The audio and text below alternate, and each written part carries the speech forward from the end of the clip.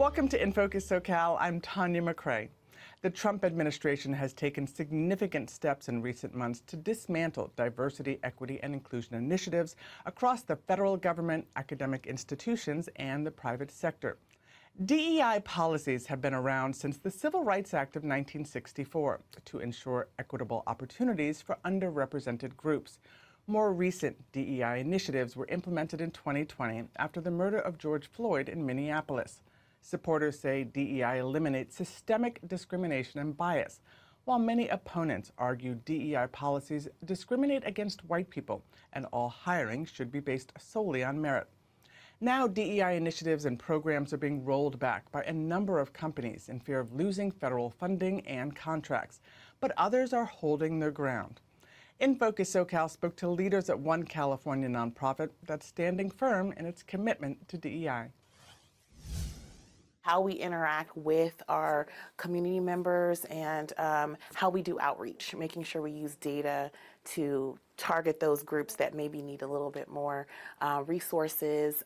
Mikela Thomas is the Director of Equity and Inclusion Initiatives at United Ways of California.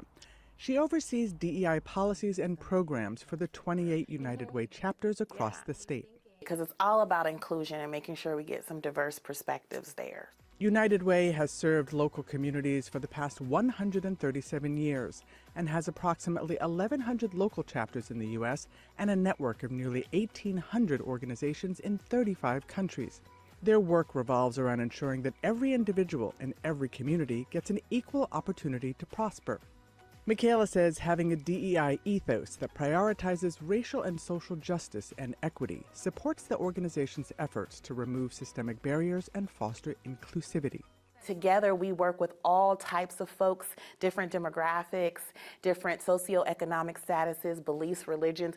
We bring all those people together so we can truly make change in our communities. The Trump administration's executive orders now threaten efforts by nonprofits like United Way by limiting, freezing, or canceling government funding for all equity-related action plans, initiatives, programs, grants, and contracts with companies and nonprofits. And while some organizations are rolling back their DEI initiatives and even eliminating those departments and programs altogether, the United Ways of California is doubling down on them. DEI is built into our DNA. We can't roll that back. We can't scrub that out. It is truly who we are. While opponents to DEI claim people of color benefit most from DEI initiatives, the group that has actually benefited the most is women, particularly white women. This has been shown in a number of studies, including McKinsey's 2024 report, Women in the Workplace. Out of our 28 local United Ways, so many that are led by women. I think it's over like 60%. That's awesome. Yeah. It's so important to have women leadership. Women have seen significant gains in leadership positions and promotions as a result of DEI efforts, says Nancy Sasaki, the president and CEO of United Way of San Diego County. It's always critical to uplift women, period. And it's really important to uplift women in the workforce so that other people in the community, especially young girls, see a woman as a role model. They see that that's a future that they could hold as well.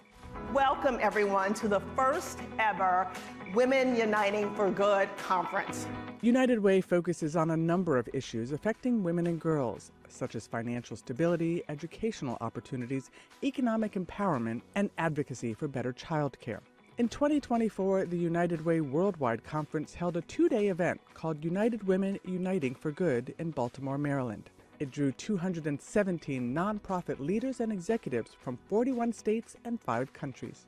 I am feeling empowered, inspired, excited, and just joyous.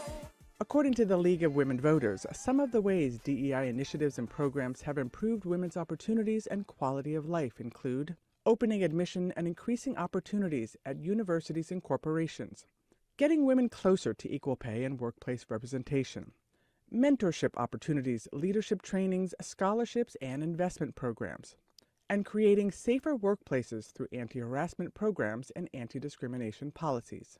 Nancy says the United Way San Diego chapter is in a unique position and that they don't receive a lot of direct federal funding in order to provide services. But many of the organizations they partner with do, and have already begun canceling events and programs that they were going to do with United Way because their funding has been cut or frozen. What's going on with the administration and the federal government is certainly building the chaos. It builds the uncertainty. It makes us wonder what's next. What do we need to do now in order to better serve our communities? Despite all the uncertainty and fear surrounding anti-DEI federal mandates and efforts right now, Mikela says organizations need to be vigilant and stand for what's right for the many versus the few. At United Ways of California, we are firm and unapologetic in our commitment to DEI. I think we have to push past that fear and really look at the human cost that there is when we don't have these diversity, equity, and inclusion efforts. And so that's why we are remaining steadfast in our commitment. And like I said, it's baked into what we do and how we do our work, and we're going to continue to do so.